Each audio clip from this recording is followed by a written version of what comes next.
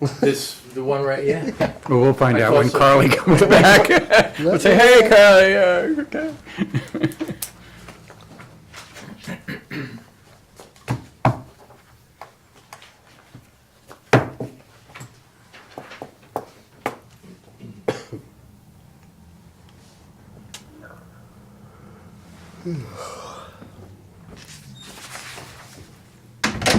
Oh, we lost Carla. No, she's in the restroom. We're live.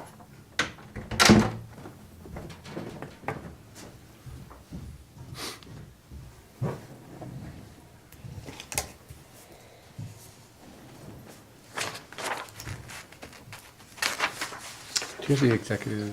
I do. You do, Right. okay. Yeah, we could do it quick.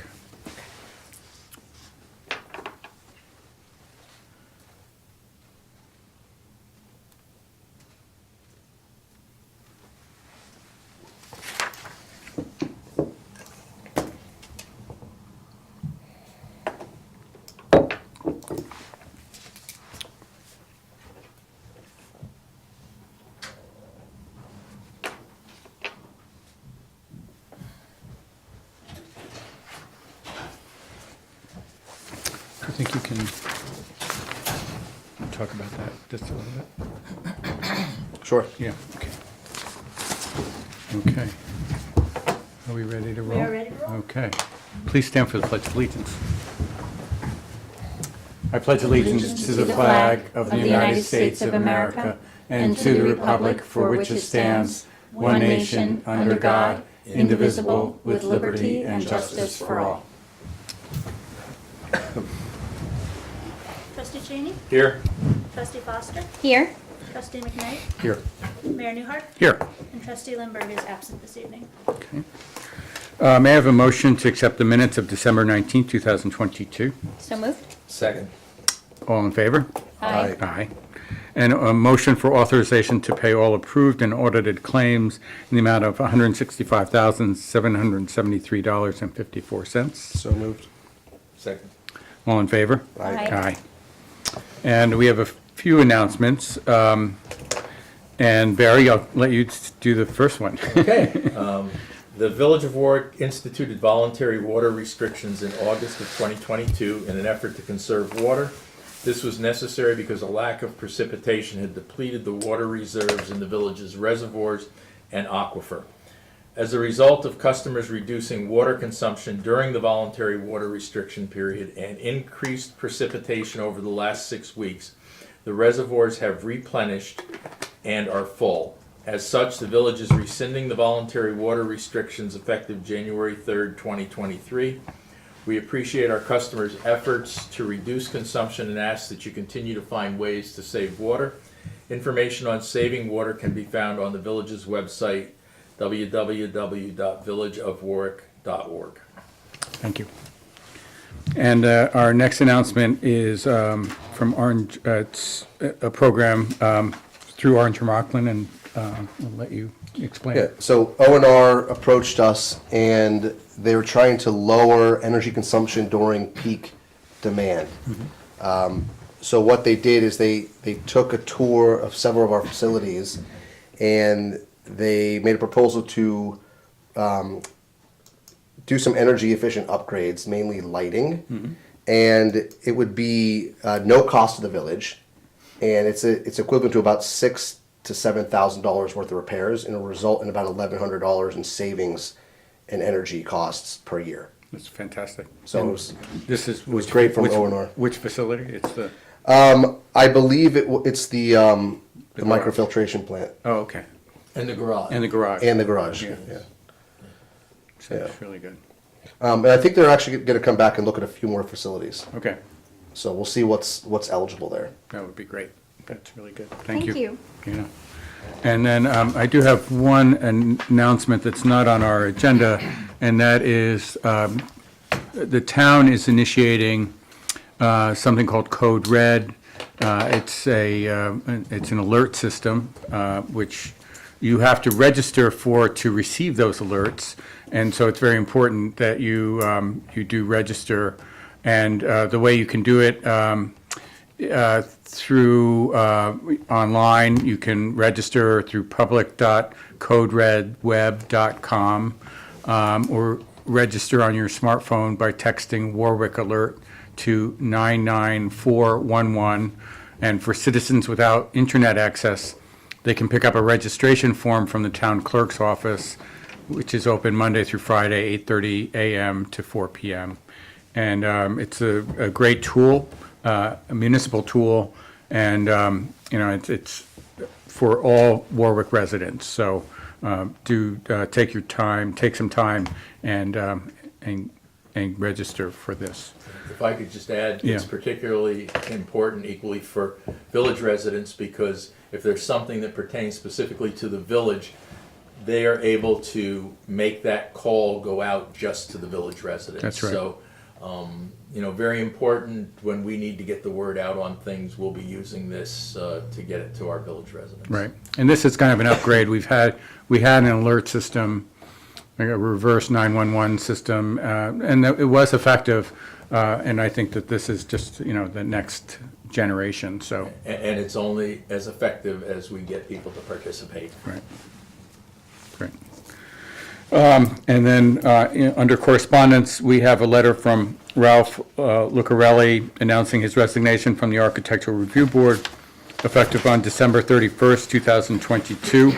And I want to publicly thank Frank for the work that he did. He's a great sense of design that he brought to the board, and he'll be missed. If anybody is interested in that position, we will be posting it, but please send a letter of interest to the village clerk here at Village Hall. And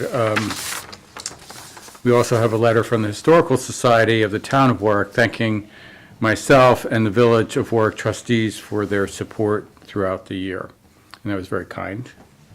And under discussions, we have a discussion on rebuilding America's infrastructure with sustainability and equity, and it's a raise funding opportunity.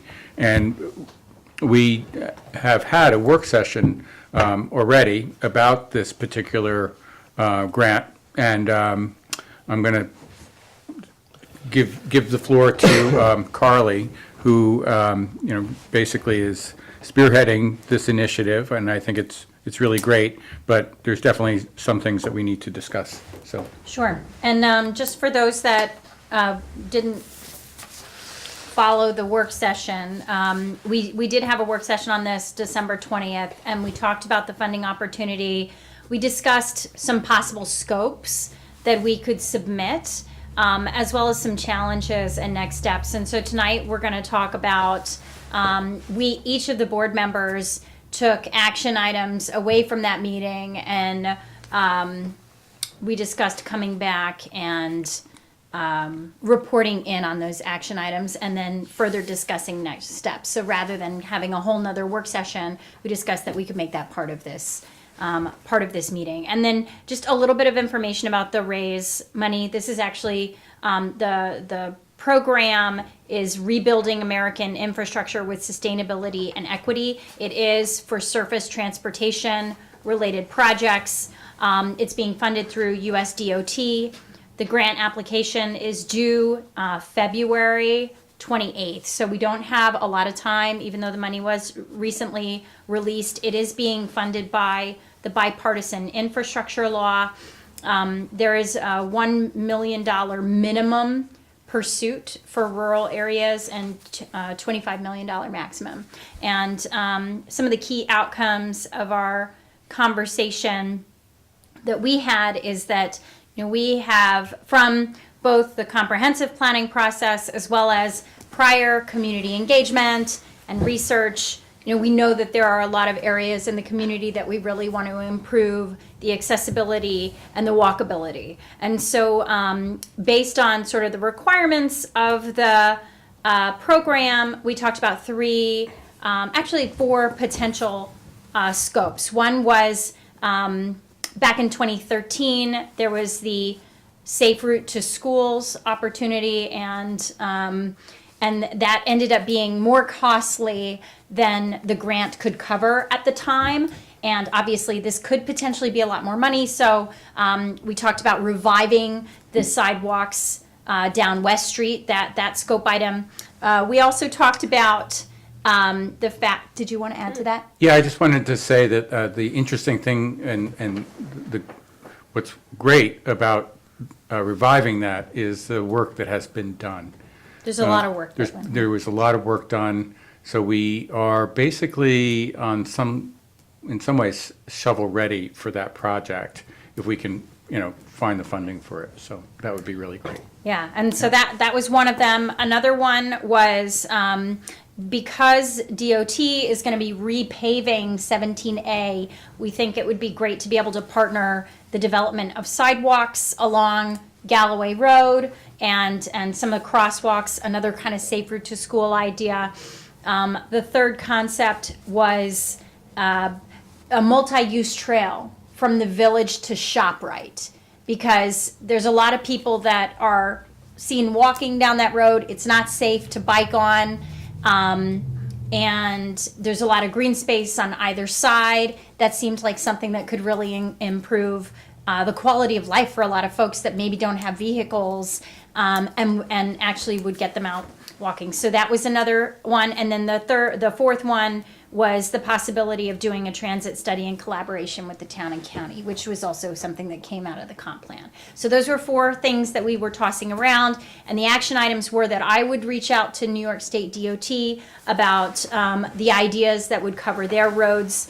Raina was going to unearth the work that had been done on West Street previously, and then we would look at it. The mayor was going to reach out to the town, and Barry was going to reach out to the county. Tom was going to dive into the eligibility criteria to kind of see where we might have our strengths, and then we were going to reconvene on our outcomes. So maybe we could go in that order, just report in and then discuss. Okay. Sounds good. Sounds good. So I'll just start with, so I did reach out to DOT and I spoke with them about the project. They did indicate that they would likely end up managing the grant. They also shared sort of their perspective on the uniform procurement guidelines and shared the list of consultants and engineering folks that they would recommend that we use, which I ultimately shared to the village, and it turns out that we have hired one of them to help with another grant, so that's great.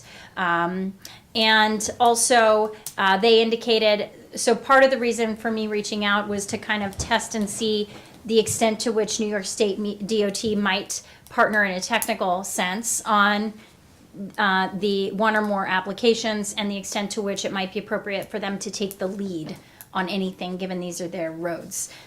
So they communicated that, which is no surprise given the previous conversations that we had, that the town would actually be the lead applicant on the multi-use trail out to ShopRite, if they were interested. And then we would obviously collaborate, coordinate, communicate with them, and then they would ultimately sort of be administering the grant. So collaboration with them would be important.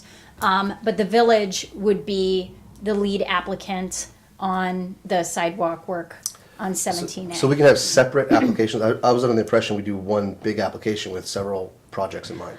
Each applicant can submit up to 3 applications. Okay. So, but if they're going to submit them as one application, they have to be sort of functionally connected, Got it. which all of these are thematically connected. But the question of whether or not they are functionally connected. So there are 3 potential projects, 3 different leads, right? The village for some of the village-related sidewalks, the town for the piece along the highway. Yeah. And I think we could talk about tying them together. Yeah. But Yeah, that's And then- interesting. But that's also a state road, so why not the DOT? they said that it would be a locally, back to this, so we had a working meeting session with DOT prior in the month to talk about sort of what we perceive as, and have documented as needs for improved walkability on their roads. And I'm just saying that for folks, even though you were there. I appreciate the reminder. It's good. So this would go back to this locally administered project. Yeah. And so that's a project that may be federally funded, but then locally driven, and then the state is involved. It's basically, we want to do stuff to your property, they're gonna let us do it, but they're not gonna like drive it. We have to drive it. Okay. Or pay for it. Yeah. Yes. Yeah. I Yeah. don't, it's tough to get them to pay for something and maintain it when it's not really integral to the roadway system. The state. Yeah, yes. Do you want to, maybe we could talk about the West Street last? Do you want to talk about your conversation with the town, Mayor? Yes, well, I did have a conversation with Supervisor Sweeten, and, basically outlined, what the grant was about, and our interest in creating this kind of connective corridor on Route 94. And he was open to that, and so that was great. And as I mentioned before, that tomorrow, when we have another meeting, but we can meet with him about that specifically. And then as far as West Street, it's really up to, I think the focus for us should be on village property, not so much worry about the town. They can pick up where we leave, where we end. There are sidewalks, should they be upgraded? Probably. But I think for this particular grant and our focus, it should be about getting from Pond Hill out to, where those sidewalks begin. So, but we can have a greater discussion with Supervisor Sweden to see if he wants to do that upgrade, because then that could be combined into the grant, Yeah. you know. I think the village would be the lead, because We it's would be going the to be lead, yes. connecting the village to the schools. And basically, it was the village that foot the bill on the engineering, which, Which is already done and paid for and yep. ready to go. There's a lot of documentation that Yeah. could be leveraged. And part of the reason I was thinking about these separately is that we also reduce if the town was interested in taking on and being the lead on 94, then, and we support, but we take the lead and focus our attention on West Street, for example, then that enables us to kind of, it's a short period of time, and the technical effort could be concentrated here, but that we could potentially be collaborating. And each applicant can only win one, I think. So you can submit up to 3, but you can only win 1. So there's Oh. there's Oh, I also see. a Yeah. reason to have a different lead agency involved in pushing stuff that will ultimately benefit. So is it not possible to win one application with 3 projects? Only, but they have to be functionally. Connected. Yeah, Yeah. yeah. They have to be like, there's some specific language about that, because Okay. that they try to curtail kitchen sinking it. Yeah. But I think thematically, like walkability throughout the village might be a thing, but that might be outside of our cost, Yeah. Might be outside of what we could do for this year, but maybe, So good segue, thematically, I looked at the different requirements, right? What are we eligible for? And there were 7 or 8 different higher level categories, a lot of different requirements within there. You don't have to map to all of them. We could confidently map to the supermajority of those, but I will say there's a lot of overlap. So from what I've read, all the projects we're talking about would fall squarely within those. I think we would need to paint a realistic picture of the need that we face there, some of the concerns that the community has shared, and we have some documents like the comprehensive plan, and this is going back years we've heard some of these concerns. So I'm confident we could respond and, for each one of those projects. And those are all falling under they have high, medium, and low, and I think we map to a number of the high severity requirements. Now, that said, from there, I don't know how competitive this really is. I believe there's been some discussions that it is very competitive. But, And that leads to, yeah. Is that a Barry. And you're up. Are you ready to segue? Wasn't that nice? Well, very good, excellent segue, yeah. So I had a discussion with the county with Planning Commissioner Alan Sorensen, the chief transit person, Rob Parrington, and their grants coordinator, Jody Dobrzinski. And Jody kind of carried the ball relative to the RAISE applications. The county has not pursued RAISE, apparently feeling that they didn't have worthy projects. And the predecessor program to RAISE was called Tiger, and they tried unsuccessfully twice to get a road in the town of Monroe funded, and were unsuccessful. And I, if I'm correct in my recollections, that road still hasn't been built, so.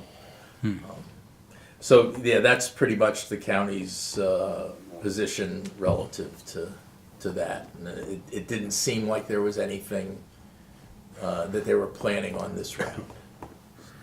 did they mention whether they would be interested in providing some level of technical support to pull money into Didn't the ask. county? Okay, well, we That could be a should, good yeah. question, It's a yeah. good, yeah, through the planning department, I would Yeah, I mean, imagine. usually the planning department's pretty good about giving, not an unlimited amount of support, but they're usually willing to at least listen and, I don't know that I've heard them say no yet, but, we haven't had large asks of them. Yeah. Barry and I had talked about the feedback that he had gotten from the county, and my thinking on this is that I think this is a really important or valuable exercise for us as a board, because even if we are not, let's say we're not successful in this grant this year, our effort in sort of getting organized, articulating our needs, articulating the benefits as they meet the criteria, identifying these different stakeholders and beginning to work with them, I think that begins to lay a really valuable foundation for us to continue to do this work. It's like paving that road, I that agree. path to success. I mean, if another grant comes up, right, we've put some of that legwork in. And there are, yeah, because, Mike Zamiowski from the state, he had identified some others. This program is going to continue to provide funding through 2027, and I think that we should, we can begin this process now. We can learn, we can hopefully get some funding, and we can get increasingly more, organized and aggressive about it. Yeah, I think it puts us into a different arena of funding, of seeking funding. And so this is a great exercise in that respect. If we're successful, that's incredible. But it does kind of prime our pumps. Yeah. And makes us, I think, much more aware of the levels of funding that are potentially out there, and not to be afraid of that, We deserve our fair share. so. So what's the potential cost of responding to this? We had discussed potentially hiring a consultant to help with the I think we would have to. application. Yeah, I guess it might be worth finding out what the county might be able to do for us. We, keeping in mind that we have the February 28th deadline, Yeah. and what we might be able to pull together, I think at like minimum, maybe we're looking at, are we beginning to develop a consensus around at least going after the West Street? That has the most work behind it, in terms of just the It's body. the most ready. Most ready to go, and I think that does make sense. And the multi-use trail, if the town is amenable, and so you can submit you can submit for construction funding, which might be the West Street, but we might need to do a little bit more design, you know, Right. depending on how much we know about the costs of the upgrade to the road. And then, but you can submit for construction funding, you can submit for planning and engineering money, and you can submit for both. And so, you know, if the town is willing to work with us on the multi-use trail, then that is something that I think like, maybe we could pull both of those off by the 28th, and then we could be working on, okay, now what are we gonna go after and prep for next year and go for these other applications. That's my hypothesis, just based on what we've good talked about. Yeah. What types of support would we be looking to ask for? From the county? Well, from the county or a consultant? Well, with so one of the things that I was thinking in terms of immediate action items would be to develop a technical outline to complete the application, which I could take on as an action item. Tom's already done a lot of work on the criteria. It might be, if it's an engineering firm that has familiarity with Rays, then they could go through all of our prior documentation and begin to work to synthesize it into something and identify what the gaps are. What about Mia? I mean, that, That, I guess that's, yeah, certainly that's a possible, HVA. HVA. Engineering, yeah. Hudson Valley Engineering Associates. Because we have a lot there. We'd want them to move quickly on that and identify the gaps. And then I was thinking we could also do some, this is something we could potentially do, some additional engagement of the property owners specifically along West Street. okay. Well, as far as the next level of action items, tomorrow we have that meeting with Mr. Sweeten, Supervisor Sweeten, and maybe. I'll contact HVA, Yeah, HVEA, yeah. and just see what their experience has been with Ray's applications. Yeah, Yeah. that would be great. And maybe check with the county, because the county, I'd be interested in knowing, like, if they have grant writers on staff that might be willing to, like, help review and see where we can strengthen, you know? Or if there's anything, or maybe that's just a future thing, like maybe But we're gonna have to talking for next year. start making decisions pretty quickly because the clock is ticking. Right. Yeah, it's very short. How window. detailed is the requirements for cost estimating, which is the basis for what the money we're gonna be asking for? Are they looking for a lot of detail and a breakdown of, specific items listed? It is a breakdown. I'll have to get back to you just because I don't have it in front of me. Okay. And we do have to do a benefit cost analysis, so that would be something that that entity would need to help with. Because a lot of what's been gathered already relative to the West Street project was done by the village engineer. So that information is, I would think, updatable. And so we may want to have the village engineer involved to some degree. Sure. With whoever else Sure. is part of the team. That makes sense. Yeah, and that's a really good formula also for success when you have somebody that's writing the grant, that's familiar with the requirements, has some technical insight, and then you have the boots on the ground that really understand like what has been done and what is already documented. And then we could get letters of support. That's an optional thing. They do provide, there's a lot of, the good thing is that they have like a detailed checklist for the application.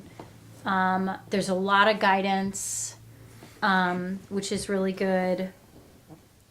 They've got, templates and all of that. Okay. Well, so when should we check in? Ooh, and the thing about letters of support, so for West Street, examples might be the schools, Right. the town, Right. homeowners, maybe some interested, we had folks in here offering to wear colored vests to walk the kids, you know? Right. So, I think we could get some big support on that. And maybe we could, you know, we could go out and take photos of what the conditions are for walking. And There was actually a video that was created for the grant, the original grant. oh, wow, that's great. Yeah, and so if we pour our attention into that, I think that would be good. And then if the town, you know, from a high level goes after the multi-use trail and to do planning and implementation, that would be, or, you know, would probably be a lower lift. And- The thing with West Street, I mean, the reason why it was not successful was because it was so underfunded. And that's the sad reality. And so this time around, it definitely has to be looked at very carefully as to the real costs of that project, Yeah, and costs have gone up. and costs have gone up. Yeah, and that, so my understanding is that match is not a requirement for rural communities on this, that they have the opportunity to waive that, and that's also not one of the criteria that they look at to determine. But the thing is, if we have overruns, then that is something to think about if we are successful. So we'll want to make sure that there's enough cushion in that, in the budget. And my understanding was that we had $500,000, and then it was going to be a whole nother $600,000 for the easements, and then on top of that, it was upgrading the road to New York State DOT standards, which I don't know whether Dave costed that. I just sent an email asking for that, but so that obviously was like dwarfing the budget. Definitely. It's exciting. It is. So do we have anything else, or should we move forward? So just to wrap up the action items, Barry is gonna connect with the county on, I didn't write them down, I'm sorry. Barry's gonna connect with the county on any potential technical support or interest in being involved in these processes, even, you know, in the future, but you're gonna connect with HVA and maybe Dave as well? Sure. Okay, and then the mayor and I will meet with Supervisor Sweeten tomorrow. Hopefully Dave will respond about the costs for the upgrade. And then I think, Tom, it makes sense for you and I to continue to work on that eligibility stuff. Tom actually did a lot of work, even drafting like initial responses to the criteria, which we will continue to kind of hone. But it's sort of like, okay, ideally, what would these responses look like? Which ones will make sense for us to kind of continue? And so, I could see it being one of those things where we list several requirements and say this covers these 12 different. This maps to your 12 requirements. yeah. And then I don't think we necessarily need to go one by one for all of them because it's just gonna be a lot of repetitive stuff. having a matrix too could be helpful. Okay, yeah. The one thing that I'm not sure if I fully understand is this whole concept of the projects being functionally connected and what that means. Yeah. And if, I wish that maybe there was a greater example of what that means. They give do. you- Oh, they do? Yeah, Okay. I just didn't Okay. I didn't prepare for that. Okay, well, I can visit it and see.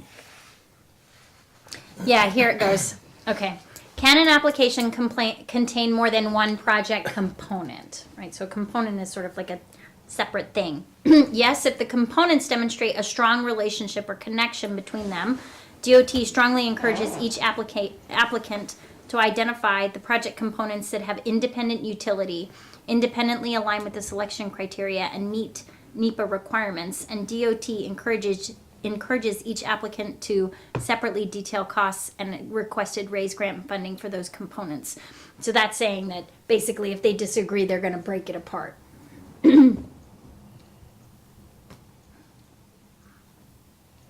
Yeah, there's a really detailed notice of funding opportunity that articulates those.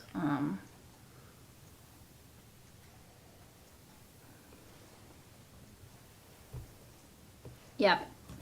Yeah, you can package them. But then if they have independent utility, they have to have separate BCAs.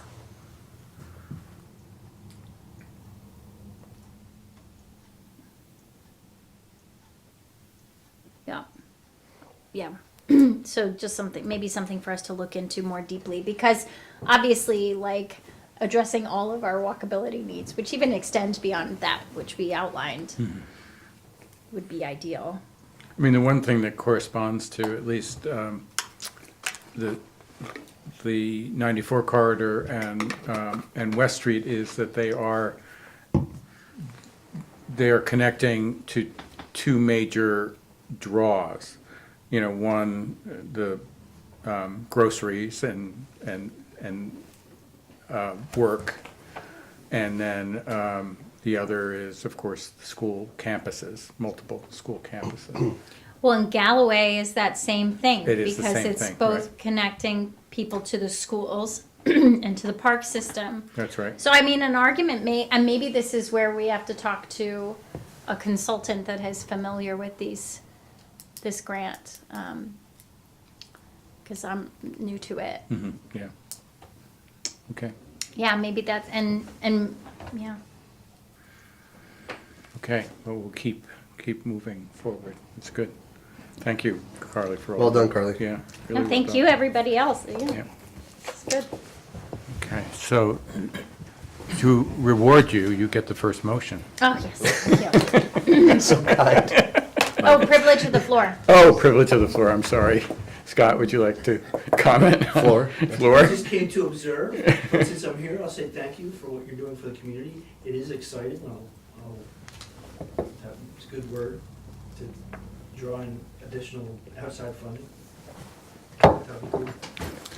We don't know if we'll get it, but we know that we will work for it. And the Yep. more that we have laid out, the higher the more inevitable it becomes. Right. Yeah. It's like tennis. Yeah. Play with the better player, and eventually you win. So. That's right. Yep. All right. So I'll make a motion to grant permission to. Anything else? I'm sorry. I didn't mean to cut off. No, Okay. that was it.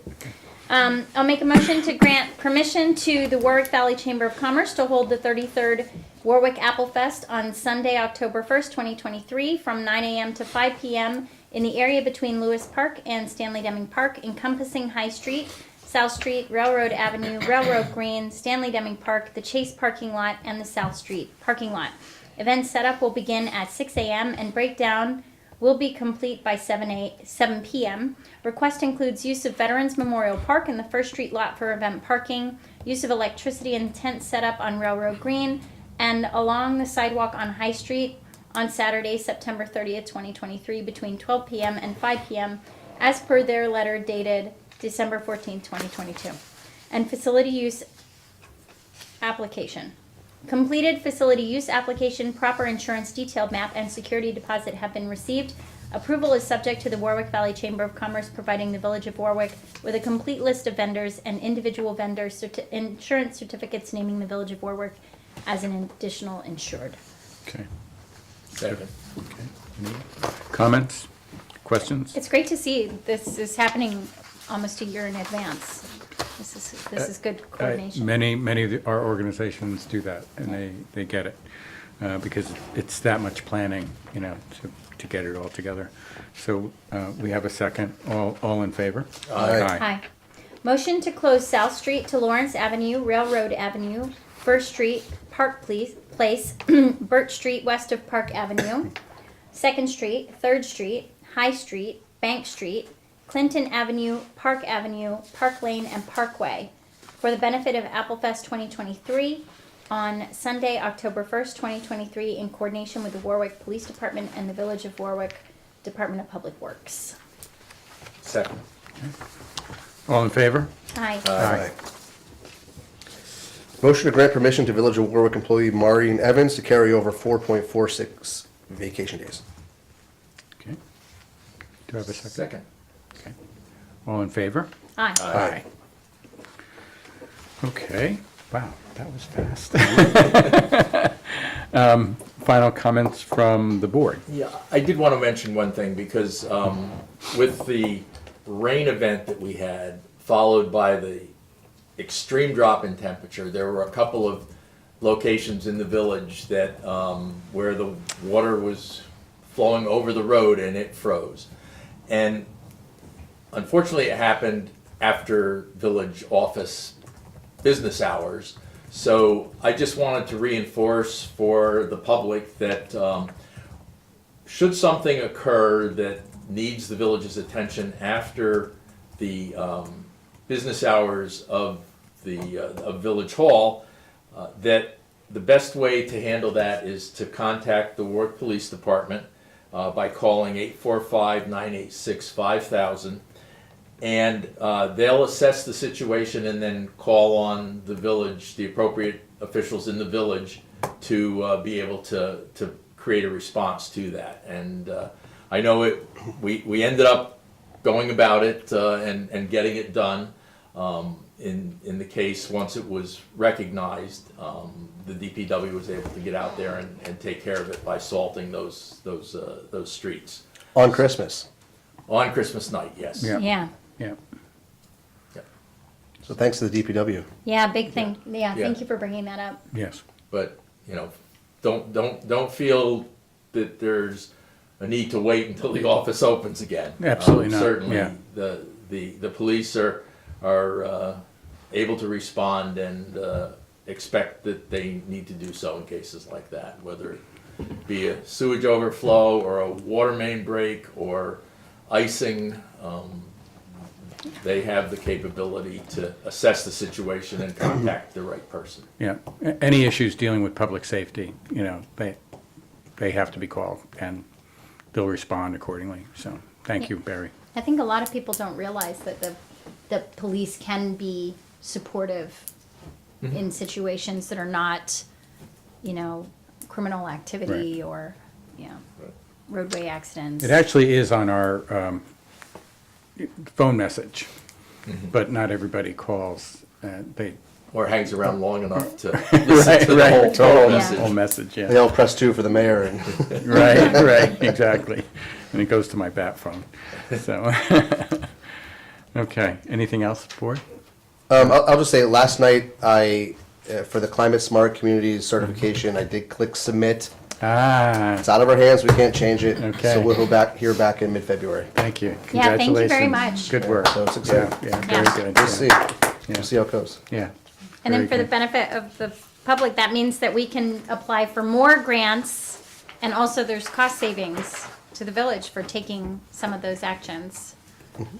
So thank you, Tom, for your Yep. leadership on that. And it's only bronze? Only bronze. Right now. I'm sorry. As you pointed out, but it's worth pointing out again, that we will be the first municipality in Orange County, In Orange local County. municipality. The county has already achieved their level, but we're gonna be the first municipality, so that's something to write home about. Well, and also throughout New York State, there's only however many. Yeah, we would be top 6.5% Right, within the state, out of the 1,500 yeah, municipalities. practically Eagle Scouts. So, that's good. We do have to go into executive session, so if you could- Thanks for coming. thank you, Scott, thanks for coming. Bye, Scott.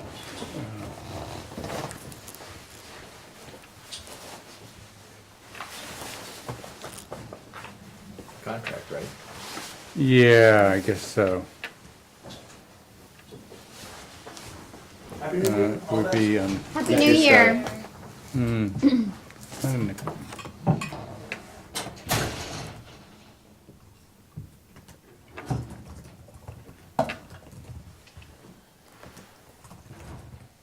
Yeah, I guess it would be the collective negotiation pursuant. Okay, I'll make a motion to go into executive session for the collective negotiations pursuant to Article 14 of the Civil Service Law. Second. Okay. All in favor? Aye. Aye. So when we return from executive session, there will be no further business that will be conducted, and we will close the meeting, so, Shut her down. thank you. Thank you, Jen. Thanks, Jen. Yeah, thank you so much. Gonna sign up for Code Red. Yeah, there you go. Right now. Right now, okay. Yeah, me I too. did already. What kind of things can Code Red, like, be used for? Is it only emergencies? Anything we want it to use, anything we want to use it for.